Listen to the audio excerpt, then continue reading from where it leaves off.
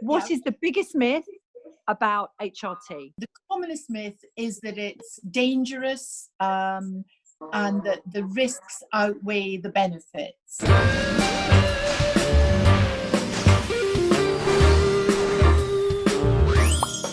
Good afternoon. Listen, before we go any further, please like and subscribe to us on YouTube. And like and follow us on Facebook. And don't forget to follow us on Twitter and to tweet. And of course, you must always remember Instagram. Instagram is one of the things that came into my life, and I'll never forget that day it came in. Please stop. So Please wonderful. stop. And I want to tell you about...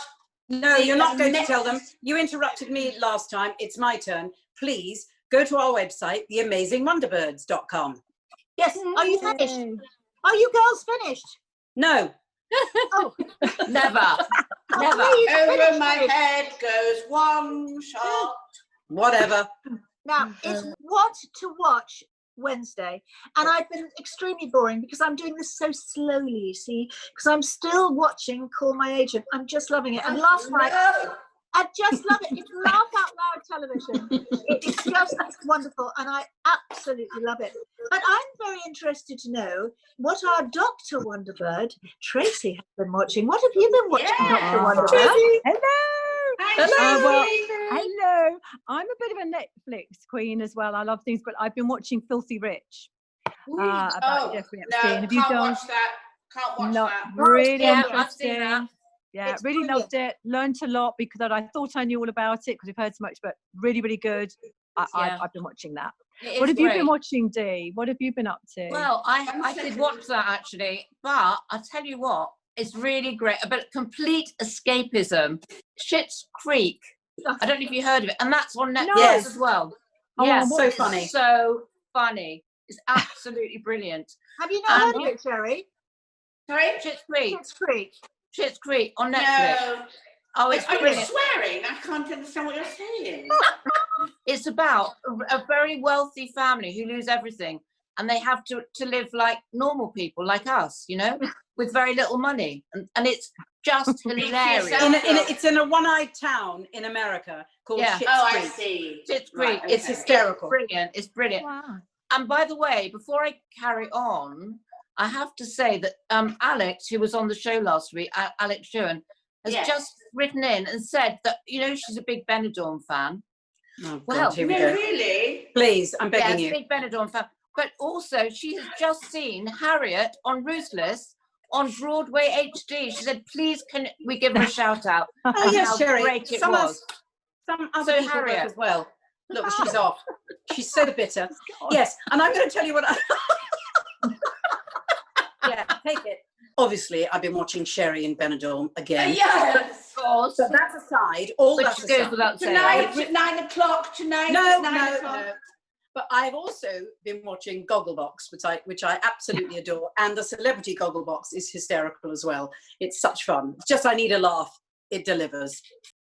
I tell you what, we should be on Celebrity Gogglebox. Yeah, we should be, because we We already should. have Wouldn't celebrity that be Gogglebox. funny? The Yeah. Wonderbirds on Gogglebox. Oh, Sherrie, that's very sexy when you pull that up. I know, Yes. it's Let's a long see. dress and it's got, nothing. Oh, Oh, take it great. off. Ooh, Take red it off. carpet. Sherrie. Take So it off. Take it off. Take it off. falls Oh, down oh, because oh, I haven't got oh, those oh, things oh, that you've oh, got. I don't oh, have those oh. things. Sherrie, what are you watching? Well, can I just tell you, you may have seen me dive off the camera just a few minutes ago. So I'll just tell you, I'll just explain to you why. I've got a new washing machine. And when it goes into spin mode, it actually walks around the utility room. I just had to go and put it back against the wall. Oh, I see. I didn't know what you were doing. I wasn't sure what you were doing with the vibrating machine, but now I know. Good. I mean, it literally, it walks round and Oh, really? Now, Tracy, darling, you're going to introduce us to your dear friend as we begin our wonderful women's health and menopause specials. Thank you very much. And I'm really, really honoured to be able to introduce Miss Anne Henderson. Now, she's been a great friend. She's also been a professional colleague for many, many years. And she's a consultant obstetrician and gynecologist. How very useful for us, because we can find out everything from her. And she's got a special interest in women's health, all things to do with well-being of women of a certain age, and also of all the other ages too. She's an HRT expert, so she couldn't be in a better position to have a natter with all of us, because she knows so much about all things female. Oh, Hi, Anne. there she is. Hello. Hi, Anne. Hi, Anne. So Hi, Anne.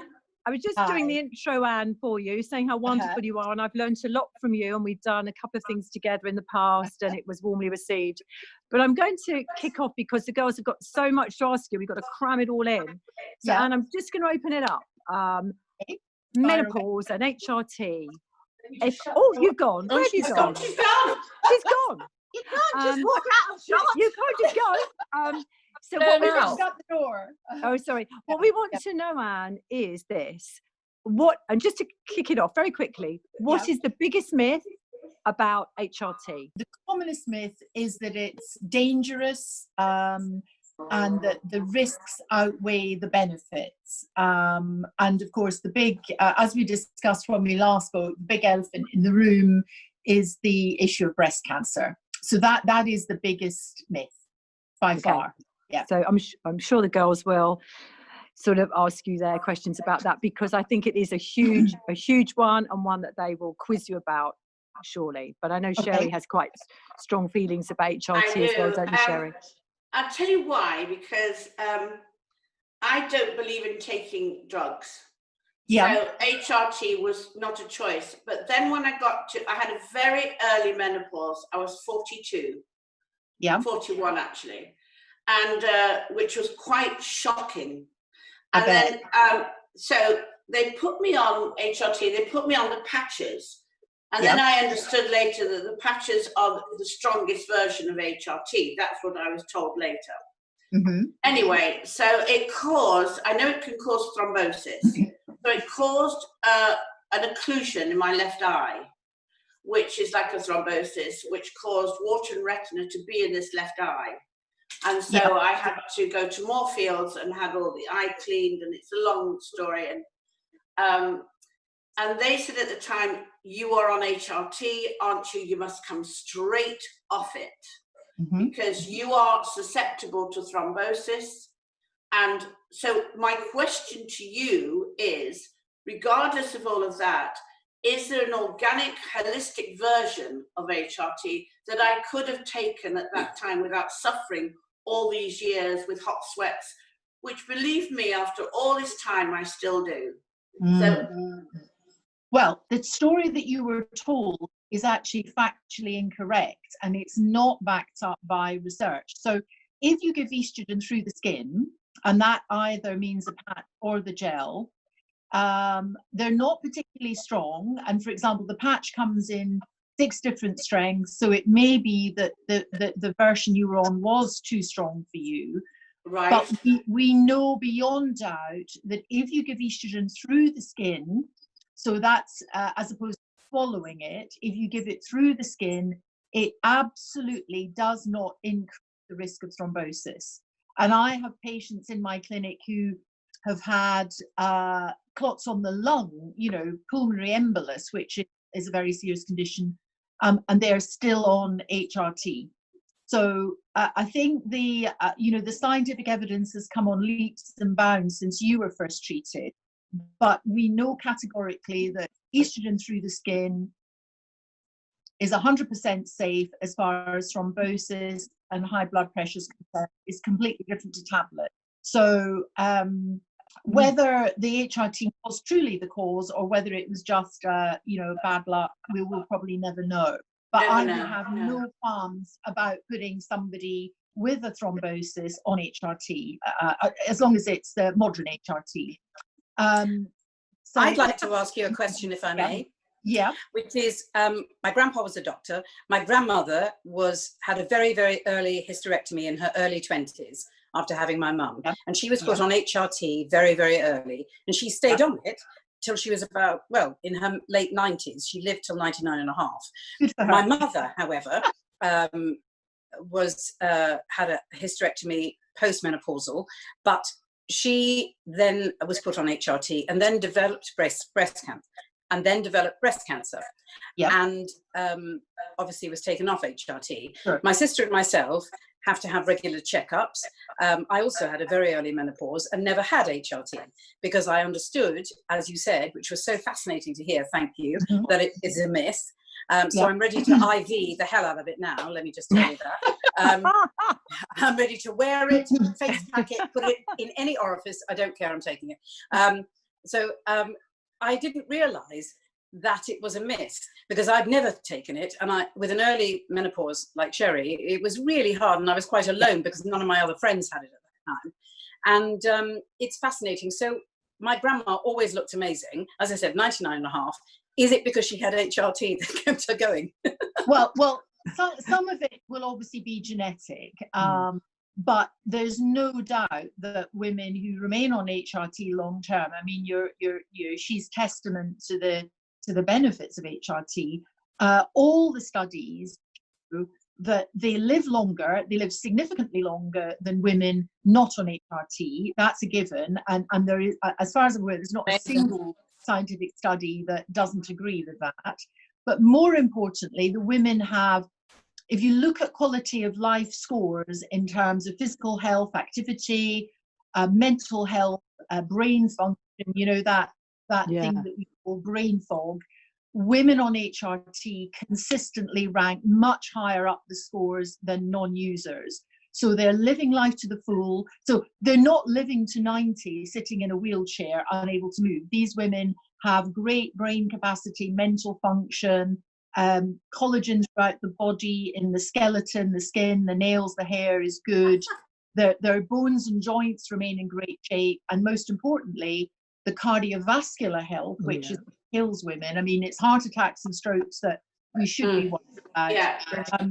We know that long-term HRT can reduce the risk of dying from a heart attack and a stroke by as much as 50%.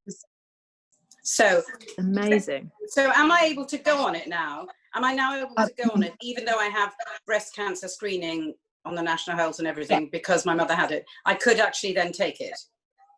So again, the breast cancer issue, it's true to say that some of the, if you like, the more old-fashioned types of HRT, and I'm mainly referring to tablet format, where we use synthetic rather than natural hormones. But if you look at modern HRT, which is based on natural hormones from soya and yam, generally given through the skin, the risk of breast cancer with that type of regimen is a fraction of what the older regimes would produce. And actually, and what were you saying about blood pressure? It does, if you give estrogen through the skin, it doesn't affect blood pressure. And again, I've got many patients who actually have blood pressure and who are on medication, and I would say that their HRT will help reduce that cardiovascular risk. Okay, I'm fantastic. Can I just ask you? I'm fascinated by the fact that there are so many women with differing sort of stories about the menopause. Some sail through it without any sort of effects at all. Some have terrible, like, you know, my mother used to collapse and faint, and I had it kind of, you know, mediocre. I got through it. I didn't take anything. Again, like Harriet was saying, because my mother had breast cancer. So do you think it's like a good mindset? Does that help, do you think? I mean, why is it so different for everyone? Well, there's a lot of factors. So genetic factors are absolutely key. And if I meet a patient who's either having an extremely difficult menopause or an unusual one, you know, a very early one, then the first thing I will do is ask her what happened to her mother and her grandmother and so on. We don't fully understand the genetic package, but we know that there is definitely a genetic pattern, so that you tend to follow your mum's pathway. So you can, and obviously there's nothing you can do about that. That it is what it is. Now, Yeah. unfortunately, within that group of women, we now understand that as many as 17% of women, so nearly 1 in 5 women, are going to have permanent menopausal symptoms. So it means that they'll get to 55 and they'll still have flushes and sweats at 60, 65, 70. I have a patient who's nearly 90. She's now 88, and she has had menopausal symptoms since her 40s. Obviously, she's still on HRT, but if you look at her family history, every single female followed the same pathway. So that problem is not her lifestyle. It's nothing that she's done. It's just she's drawn the straw. Now, Inherited. but there's no question that if you look at women today, we know that far greater numbers are working beyond 50, 55, 60, 65, whereas the previous generations would be looking at retirement. So if you've been up all night and you're exhausted and your joints are aching, if you've got to go out and do a 12-hour day, you clearly the stress that will cause is much greater than if you had a very relaxed life and you could get up at 10 and potter out, which obviously what your previous generation would do. Of course. So that causes so that sort of amplifies the menopausal symptoms. But it's very interesting, Anne, what you've just been saying, because I mean, my menopause story is I'll go back to my mother. So my mother, probably about 55, said to me one day, "Darling, I had the menopause yesterday." And I went, "What, yesterday?" And she said, "Yes." She said, "I was so hot, I threw off all my clothes, and I feel fine today." And I laughed. 10 years ago, I was in Scotland. I was in Edinburgh. I thought, this is it. I took off all my clothes. It was really hot. Same thing. Exactly. One day of this huge, whatever, sweats, everything else, and it was exactly the same as my mother. And how hilarious is that? She's a clinical mystery. It's rude and offensive, is what it is. It's all of the still sweats. It's offensive. You give me false hope. Well, no, but it's exactly what happened to my mother.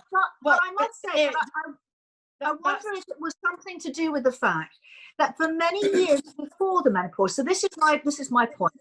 I had always taken supplements, soya supplements, since I was about 30, because in my head I always thought, why do people wait for the menopause? Why don't they start getting their bodies ready before it? Why don't they start in their 30s, just building up and taking certain vitamins and minerals? And so I did that naturally. Do you think that's what helped?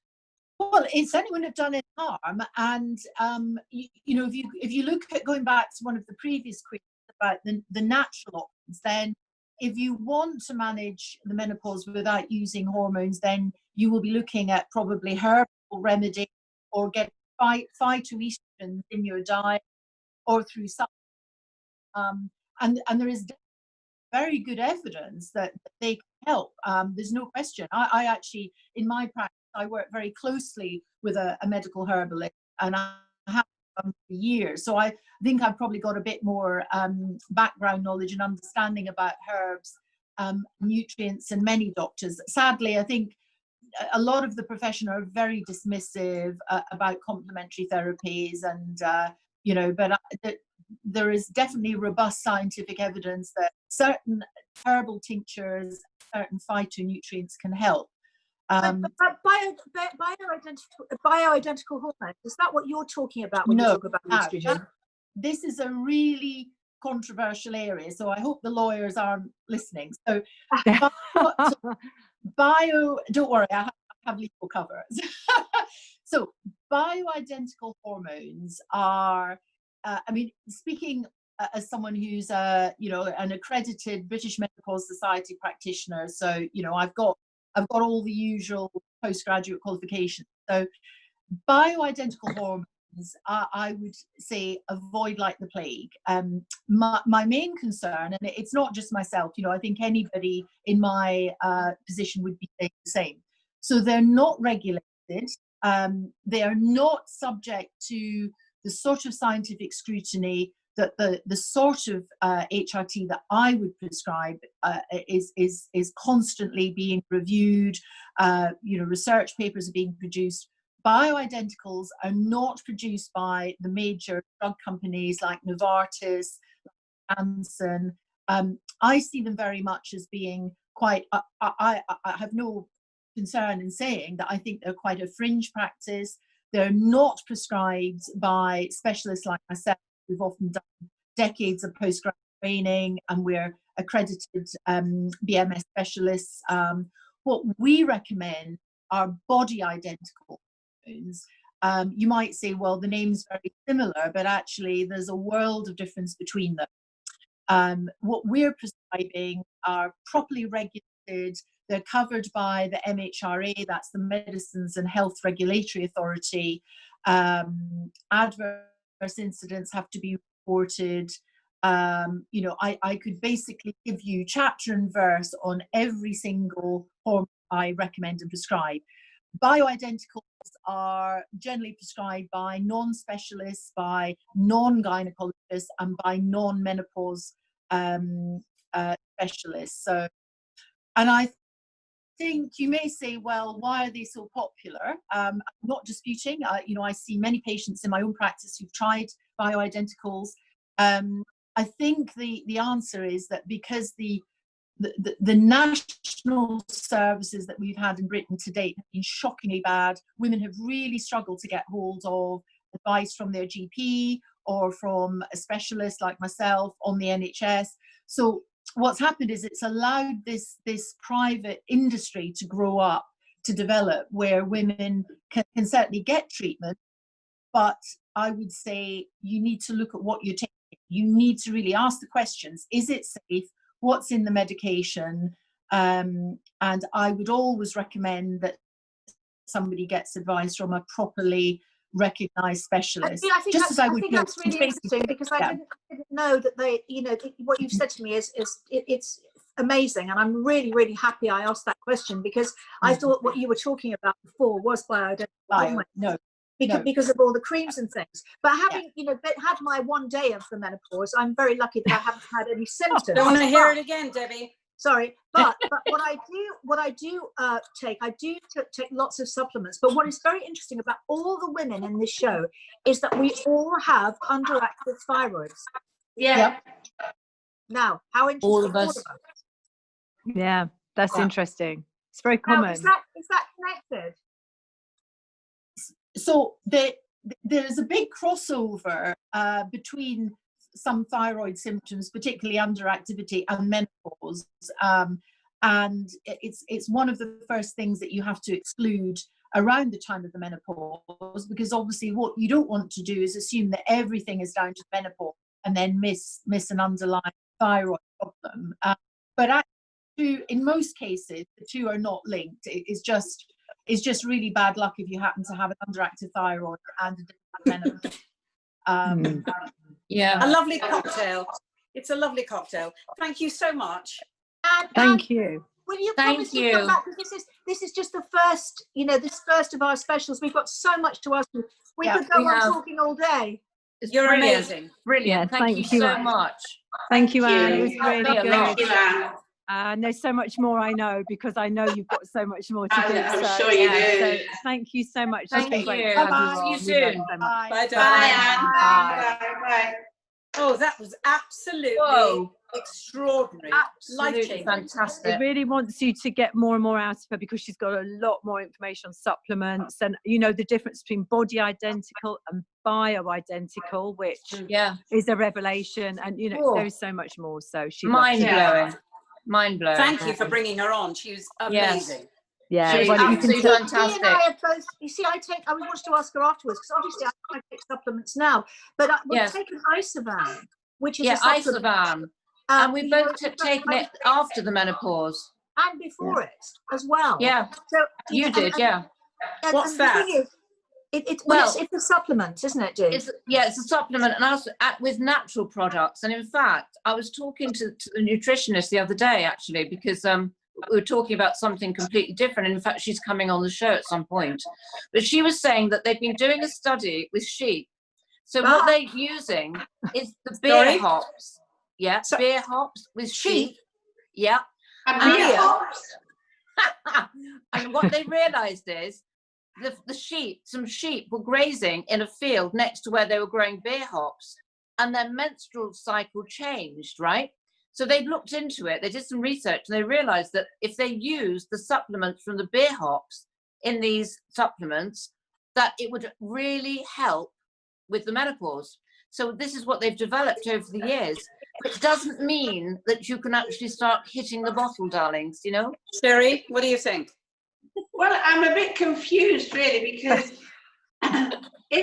what's Dee doing in a field full of sheep? One. Thank you. And are you well- socially distancing from them? Are you Yes, socially Yeah. distancing Well, from and them? also, I mean, Of if course. the beer hops can't be in the same field as the sheep, Yes. because the beer hops and the beer are there, so Yeah. how do they know it's the beer hops that have come over to the sheep? And that's what happened. I mean, I'm a bit confused. I'd have to be It's familiar baffling. with that. Yes, I Yeah. probably haven't given you all the information, but I thought actually it was interesting, isn't it? Very And that's interesting. I shall get Yeah. some. I'm going to start with the beer then, if that's okay. I'll just Yeah, Yeah, the that's beer fine. sounds good. I did say that. I did say that to her. I said, so if I start drinking loads of beer, and she said, no, doesn't work like that. I Did do you say like beer a belly? sheep, though. I really do like a sheep. Yeah, that's for the nighttime show, darling. Don't talk about Yeah, that. the late night show. Yeah, I love little sheepies. Anyway, They're brilliant. who've we got coming in on Friday? I think we have who've we got coming in on Well, Friday? it's one of my oldest, bestest friends. We did the Russ Abbott Madhouse together for many years, called Les Dennis. Yay! He's Thank you, just Tracy. the most gorgeous man in the world. Oh. What did you say, Debbie? I said you like him, don't you, Tracy? I love Les Dennis. I was Well, raised we on all Les do. He's Dennis. such a I lovely love friend. Les Dennis. and We all Yeah, do. We've been really good through a friend. lot together, but we can't really tell you what it is. Nighttime show. Oh, But Nighttime we show. will be asking him. We will be No, asking him. don't. No, don't. Too late. Anyway, Oh, no, I everybody, love him. thank you for joining us today. Oh, our competition. Our Oh, yes. Oh, yes. Yes, course. so it finishes on Sunday. So you could win on our fantastic competition, which is on our website, amazingwonderbirds.com, where you can see all about us. You can have 2 nights at the Gibbon Bridge Hotel with lots of food and drink. And you can enter Wonderful. for free. And Yes. it's most important because it's Wines with Stories are also giving the most amazing gift of one of the prizes. A wonderful story with every bottle of wine. And you'll have your own to tell as well. Absolutely. And Sharon Burbridge, who is actually celebrity psychic to the stars, is going to do a reading for you as well, which is going to be life-changing. But more than that, life-changing Harley Street Skin Clinic is going to give you £200 worth of products and a red carpet facial. Now, how can you resist that, ladies? Exactly. You So can't. those are our prizes for our fantastic competition, which we hope you'll enter on our website, Amazing Wonderbirds. Actually, go to our website because you can see all about us on our website. You can see Yes, our bio, exactly. you Yeah. can see nice pictures about us, see our competitions. There's loads and loads and loads of stuff. And click on all the past shows. It's a fantastic website. Yes, Bye. Thanks, Thank Tracy. you. Bye, guys. Thank you, Tracy. Take care.